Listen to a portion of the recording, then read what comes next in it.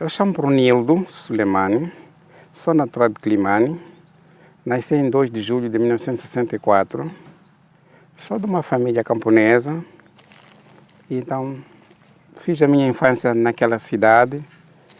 Depois, por volta dos 12 anos, é que fui para Nampula, ficar com a minha irmã, completei meu ensino secundário e depois fui incorporado com o Estado. Na altura, o Estado tinha necessidade de preparar seus quadros e eu fui um deles. Entrei nesse grupo para ser formado como enfermeiro. Fui à escola e fui formado. Depois pertenci às Forças Armadas por algum tempo, dei meu contributo e tornei a voltar a fazer a saúde civil. Eu estudei na Nampula por volta até os anos 92, 93, por aí. Sim, até termino, saio do ensino secundário, vou para o Instituto de Ciências, terminei em 93, por aí. Eu me lembro muito bem a Guerra da Independência, 16 anos, a Guerra da Independência, eu vi. Eu era criança, mas eu vi alguns fatos, coisas que aconteciam, porque eu estava no norte, então via coisas que aconteciam. Foi um drama que éramos proibidos, na altura eu vi os meus pais já escutarem a rádio, que constituía um crime naquela altura estar atento à rádio, porque diziam que não, vocês não podem estar a assistir ou escutar a rádio, então traz informações. Então constituía um problema perante a autoridade. Tive muita mudança, isso sem sombra de dúvida, e hoje sou o que eu sou fruto da independência, não é? Embora com certas metamorfoses, mas foram metamorfoses necessárias. Então, eu hoje sou fruto da independência, então estou bem. Sim, a Guerra Civil é que eu tenho recordações dramáticas na pele e no osso, porque eu vivi e fiz parte desse grupo, então, dessa geração mesmo, porque então eu vivi isso na pele e no osso. É muito dramático. Só éramos encorajados para que continuássemos a manter o problema da... Estávamos a lutar entre nós e éramos ditos para vocês têm que manter o fruto da independência, agora darem uma continuidade, e mais ou menos nesses aspectos. Fiz parte da guerra porque já era enfermeiro, fui fazer a minha parte como enfermeiro para ajudar os meus colegas que são na saúde militar. É mais ou menos por aí. Por acaso tive essa sorte de ir enquanto estava na saúde militar. Eu entro no exército nos anos 86, 87. Já era enfermeiro. Depois da formação, logo fui trabalhar para a saúde militar. Porque foi o primeiro sítio. O trabalho de saúde militar não tem uma coisa estática, eu constantemente, em função da realidade daquilo que acontece no terreno. Porque não estava num sítio, viajávamos, íamos, em função da necessidade. Era muito dramático ver companheiros, ver civis também. Então, atender as duas partes. E éramos os únicos, não tínhamos alternativa, tínhamos que atender os civis, porque só nós que estávamos lá naquela zona, nessas zonas, quando acontecesse. Então, é por aí. 90% das batalhas eram em volta das comunidades, porque eu penso que as comunidades eram usadas como escudo, se calhar por ali. A minha zona, mais ou menos, vive perto de uma zona urbana, perto das cidades camponesas, mas que em volta da urbe da cidade. Não houve conflito. Mas mais além, sempre houve conflitos. Por todo o canto desse país houve conflitos. Por questões políticas, quer dizer, não estávamos bem preparados, mas só estávamos preparados no sentido de que temos que defender este país. Está sendo desestabilizado. Então, outras coisas do fundo para menor, nós não tínhamos conhecimento sobre isto. Provavelmente as figuras grandes que podiam saber. Mas o nosso dever era só defender, manter, porque disseram que olha, houve geração que libertou o país. Então, com essa geração é manter este país para estar sendo desestabilizado e vocês devem manter o país. E as pessoas que estavam nos campos de batalha, elas eram novas, eram da idade do senhor? A maior parte era da minha idade, eram da mesma geração. Um e o outro que era um bocadinho mais adulto, talvez nossos chefes que eram um bocadinho mais adultos, mas 90% éramos jovens. Eu saí muito mais cedo, tive a sorte de ser desmobilizado e fui integrado, voltei logo para a saúde civil. 86 volto para a saúde civil, sim, 86. Eu sou colocado no Hospital Central da Beira. E aí nas cidades se sentia menos a guerra civil? Não, não sentia menos porque também eu continuava nos serviços de urgências a receber. A guerra estava no centro, estava muito intensa. E os últimos dias da guerra estava mais intensa que antes. E continuávamos a receber os feridos de guerra militares já muito em número grande. Estava na unidade sanitária da região, que era o Hospital Central, e eu tive a sorte de ser enquadrado de serviço de urgências. Então fiz parte dessa equipa por longos anos. Há mais de 10 anos, 12 anos. Era muito pesado, porque não éramos muitos, então os turnos eram muito apertados, mas havia uma camaradagem, uma solidariedade que nós, quando fosse necessário sermos solicitados, nós vinhamos, voltávamos. Porque o espírito era outro. Era o espírito de entrega, ver que se alguém sofreu lá, é porque estava a defendê-lo. Nós estamos aqui, temos que ajudar. Temos que já foi socorrido de lá, do campo para ter aqui na cidade, é a maior unidade sanitária, somos nós. O turno que está lá já está cansado, então nós vamos lá ajudar. Ou não está cansado, mas pelo menos tem muita gente, não consegue, a demanda é maior, então tinha que solicitar as outras pessoas. E nós íamos lá de boa fé. No campo já a coisa era outra, mas na cidade já o aspecto é outro, né? Porque já dormia em casa, tinha menos condições. Então no campo, na altura, era um pouco difícil, porque a gente não dormia, só ficávamos atentos. Só íamos passar a noite, dizer que dormiam, mas no fundo a gente não dormia. Era uma sensação de insegurança? De insegurança, total. E quando vocês iam para o campo, ficavam quantos dias? Variava. Íamos cumprir uma missão, não tinha um tempo específico. Tinha muitos dias, 2 meses, 1 mês, 3 meses. Até que vinha outro turno trocar, outra equipa. As pessoas mais vulneráveis, vocês viam isso? Tínhamos acesso porque encontrávamos com a comunidade, víamos que eles eram carentes, tinham muito nível de pobreza. Então, essas coisas, porque tinham falta de víveres. Que o pouco que nós tínhamos podíamos dar, mas não era suficiente, porque nós também recebíamos um abastecimento coordenado. Dificuldades no termo de gêneros víveres, não, era só questão de água que tomávamos dificuldades, mas os outros aspectos não. Sim. E de suplementos para exercer a enfermagem? Também não tinha dificuldade, tinha estoque demais. O reforço vinha muito. Isso abastecimento era o abastecimento regular, na medida em que você solicitasse alguma coisa, sempre vinha. Não, nunca faltou suplemento, estava na cidade, em termos da logística, em termos do fornecimento de medicamentos essenciais, nunca tivemos falta, porque os armazéns estavam perto e não só. Havia um programa em que os medicamentos entravam, um programa de emergência. E havia muitos parceiros que suportavam esta parte. Então nunca sentia assim falta de fármacos. Tivemos sempre fármacos para atender as pessoas. À época o senhor já tinha uma família? Não, família, como casado não tinha, mas tinha meus parentes, eu diria assim. Eu me caso por volta nos anos 2006, 2002 para cá que eu tornei-me casado. Assim. Isso qualquer pai sentia, porque naquela altura bastava ir à guerra, sabíamos que ia sacrificar, podia voltar, podia não voltar.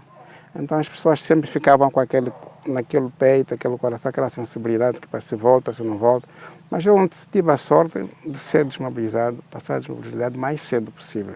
Então isso foi uma alegria para as pessoas. E você teve algum irmão que também tenha ido? Sim, éramos 2, por causa deste acordo. Na altura, os 2 irmãos da mesma família não podiam estar a fazer parte do exército. Então, neste processo, neste âmbito, eu tive facilidade. Então, meu irmão disse, ele deve ficar como mais velho, o mais novo deve sair. Então, eu saio. Então, saí cedo por causa disso, porque éramos 2 irmãos no exército. Meu irmão escreveu, então a documentação rolou e foi aprovado e foi deferido. Então, eu que fui o primeiro a ser desmobilizado. Mas passados 1 ano depois também ele passa a desmobilidade, então acabou assim. Em 2001, eu saio, entro num projetos das Nações Unidas, porque havia programas de havia vários programas no país de desmobilização, então precisavam também de alguns enfermeiros para fazerem parte. De onde eu fiz parte, nesse grupo, trabalhei em algumas ONGs, um projeto das Nações Unidas sobre a enquadração dos militares nos quartéis. Então, é mais ou menos por aí. Eu venho aqui em 2006. Venho por aqui porque eu estava trabalhando num outro projeto que estava ligado a um projeto das Nações Unidas, um programa sobre a desminagem, por aí. E fui convidado para fazer parte desse projeto daqui do Parque Nacional da Gorongosa. Então, como estava no campo, estava na fase inicial, então eu também gostei e eu vim fazer parte deste projeto. E o senhor morava onde nessa época? Já vivia na beira. O que o senhor encontrou? Muita destruição, não tinha nada, isso que estamos hoje em dia, não tinha, né? Isso foi reconstruído agora. O que nós encontramos aqui é ruínas, né? Então, só encontramos ruínas, não tinha nada em termos de conservação de animais, também não tinha. Essas ruínas vieram também da Guerra Civil? Sim, da Guerra Civil foram destruídas, né? Porque a Gorongosa era usado como um baluarte, né? Tinha aqui a pista, tinha questões logísticas, porque eles aproveitavam dos animais, pequenos animais para alimentação. E animais de grande porte, se calhar, usavam para troféus, para fazer outras coisas, suportar a logística de guerra e por aí. Então, isso era um campo de batalha. Não tinha nada, não tinha nada. Andava do portão para aqui e para dentro, não tinha nada. Foi mudando gradualmente, em que poucos trabalhadores que estavam aqui se entregavam muito e vinham com muito entusiasmo por causa da equipa que regularmente apresentava seus planos, e isto era muito bom, as pessoas viam que estavam a fazer algo de bom. Então foi bem recebido, foi bem acarinhado, então isto voltou muito rápido, foi repovoado muito rapidamente, quer no âmbito das comunidades, quer também no âmbito da população animal. Então houve aquele projeto de trazer animais de fora para poder repovoar. Então isso foi muito bom e foi um projeto também sensibilizar, de um lado, as relações comunitárias, sensibilizar a comunidade para que diminuíssem a caça furtiva e que fizessem parte do programa do parque. Isso foi a primeira coisa que foi idealizada da comunidade, fazerem parte do parque. Então, fazendo parte do parque, por exemplo, eles tiveram acesso aos cuidados de saúde primários, em que nós fazíamos as brigadas móveis, e isto motivou muito a eles. Essas comunidades desta região toda não tinham unidade sanitária. Então a unidade sanitária estava aqui dentro. Aqui eles entravam, nós atendíamos, era a volta de 5.000, 10.000 habitantes por aí durante o mês, conforme as estatísticas. Isto era um suporte muito grande para o parque, era um risco também para as comunidades, porque tínhamos o rio, e poucos aos poucos repovoávamos, na medida em que era repovoado o parque, tínhamos medo que não entrassem em choque com os animais que eram hóspedes. Então, a partir daí, o projeto decide, com seus parceiros, faz uma unidade sanitária numa comunidade mais perto, que era a comunidade do Vinho, que era para diminuir as distâncias e evitar riscos. Este foi o primeiro princípio. Assim se conseguiu mobilizar fundos, conseguimos construir uma unidade sanitária, uma escola, furos de água. Então, por aí, isso começou a trazer outro impacto social. E nessa unidade de saúde do parque, quem que trabalhava com isso? Éramos dois técnicos, mais 2 colegas agentes, então é que nós suportávamos Não tinham médico? Não tínhamos médico, não tínhamos. Eram 2 enfermeiros e 2 agentes, 2 técnicos de saúde.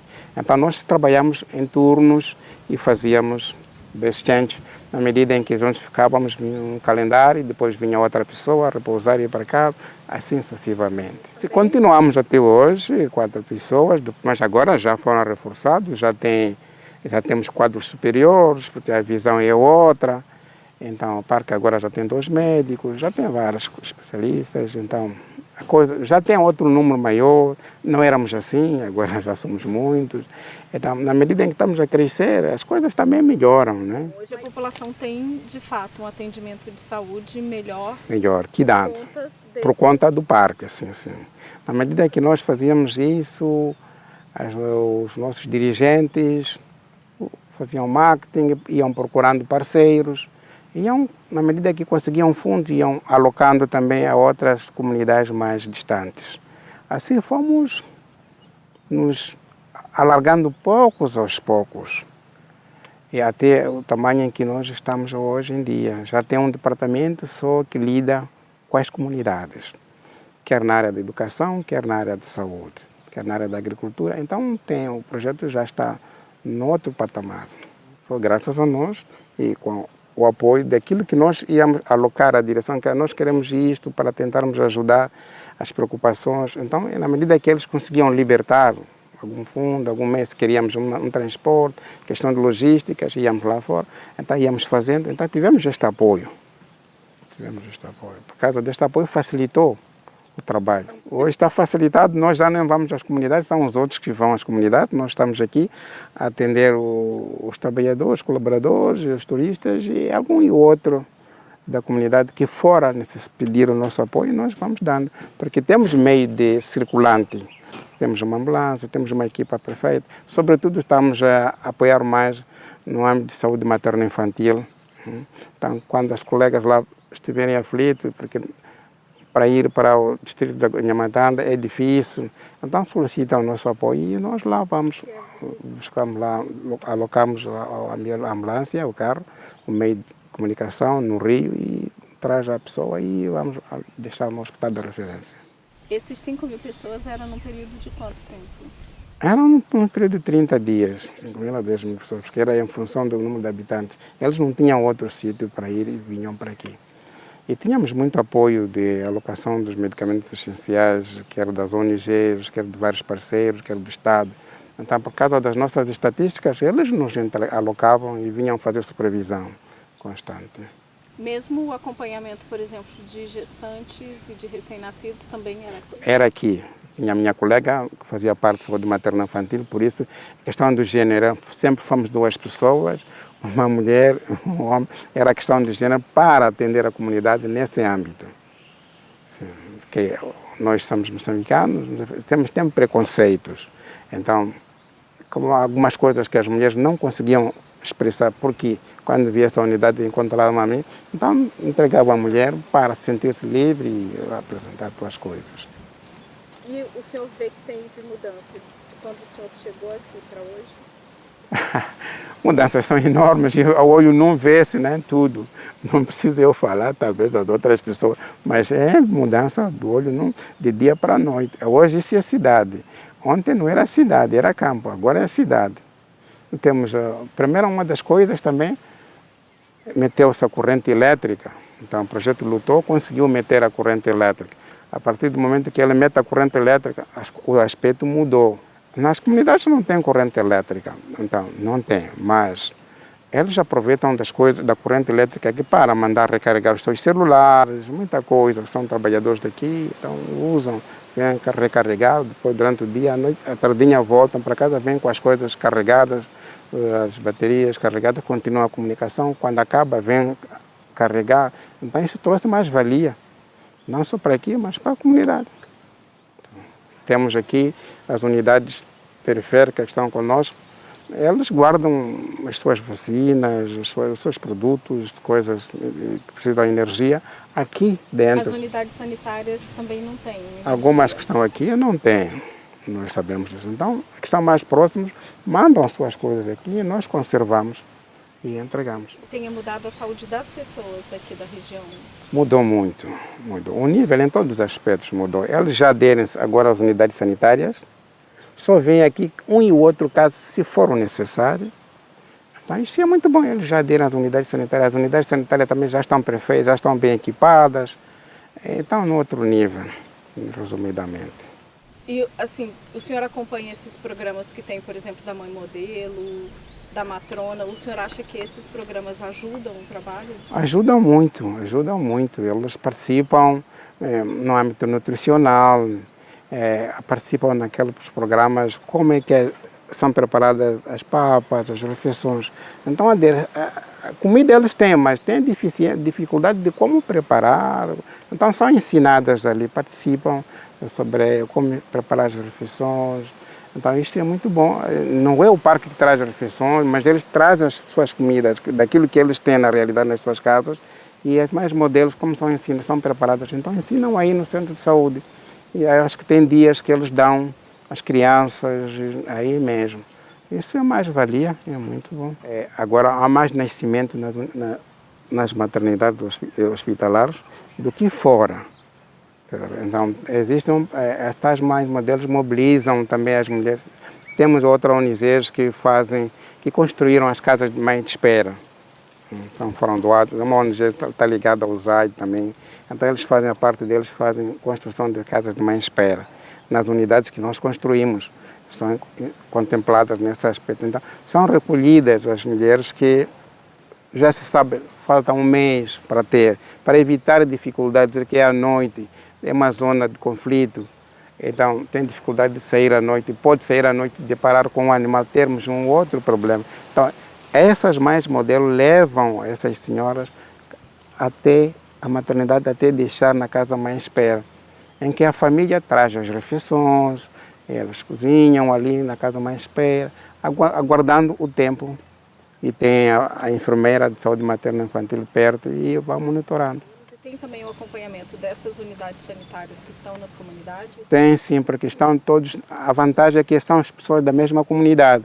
Então é muito fácil localizá-lo, identificá-lo, então fazerem essa interação. Um trabalho conjunto com os nossos colegas supervisores comunitários. Então trocam os dados lá, juntos, trabalham juntos. Os nossos médicos não vão na unidade sanitária das periféricas, estão aqui dentro, simplesmente serve de monitoria para certos programas. Temos um médico que faz assessoria de programas de saúde de comunidade e temos um clínico aqui que fica a dedicar, a zelar para os trabalhadores, mas temos um grupo de oficiais assim um pouco específico de natureza de trabalho, são os rangers, os fiscais. Então esses têm um médico específico, geralmente só para. Não porque não pode atender os outros trabalhadores, atende, mas está mais focalizado, porque é uma área paramilitar. Então o tratamento, as coisas são diferentes como um civil. Então mais ou menos basicamente nesse aspecto. Qual a melhoria que o senhor vê na estrutura de trabalho do senhor aqui? Eu tenho tudo que eu quero de melhor, eu tenho. Agora falo de carro, já estamos aqui, nem sabemos, mas estamos a ver o carro sair, mas eu já sei se está a sair para o Rio, é porque vai socorrer alguém. Então, ontem, não tínhamos aquele carro. Tínhamos um outro carro, que a direção agora comprou uma ambulância. Então, tem um carro vocacionado só para a evacuação dos pacientes. Então, muita coisa mudou. E isso ajuda? Muito. Temos instalações novas. O sistema mudou, o atendimento, em todos os aspectos. Para mim foi bom fazer parte desse projeto e chegar nesta fase em que está. Porque ontem não tínhamos nada, hoje já temos muitas infraestruturas. O parque já não se fala só aqui dentro, já se fala fora das comunidades também, já percebem e conseguem ver o que é que o parque está a fazer. Isso para mim é muito bom. O meu país melhorou muito. Embora de certas divergências que estão acontecendo, mas, num aspecto geral, melhorou muito, de dia para a noite. Então, tem muita coisa boa. E o que o senhor espera do futuro? Espero que tentemos consolidar esse processo de paz, considerando hoje o Dia de Paz, mantermos esse espírito de diálogo, quer só na nossa vida social, quer no trabalho, quer na vida social, assim no geral, mantermos um espírito de diálogo. Só isso faz bem, que resolve certos problemas. E se tivermos espírito de diálogo, vamos ultrapassar muitas dificuldades. E o que ficou de aprendizado para o senhor desse período tão difícil que o senhor passou, principalmente da Guerra Civil? Aprendi muito. Aprendi muito. Uma das coisas é que um dos acordos foi realizado aqui dentro do parque. Isso me louvou muito. Então, consideravam que o parque era um baluarte e depois, de um dia para o outro, sentir-se que é um sítio seguro para tratarmos assuntos da nação. Isso também me marca muita diferença. Então, foi no campo, foi aqui dentro do Parque Nacional. Então, eu me senti livre, porque ontem nos viam como com outra visão, mas quando a partir da data em que as pessoas decidem que vamos nos encontrar no parque, os governos vamos realizar, então começam a ver que o parque, afinal de contas, não é aquilo que a gente pensava. Então, também tem uma parte social muito boa, então isto me louvou bastante. Então, as pessoas não nos viam isso de bons olhos, como se fôssemos na área de... mostravam as coisas, não entendiam, mas agora, depois, a partir daquela altura de aqueles acordos, começaram a ver a imagem do parque de outro aspecto.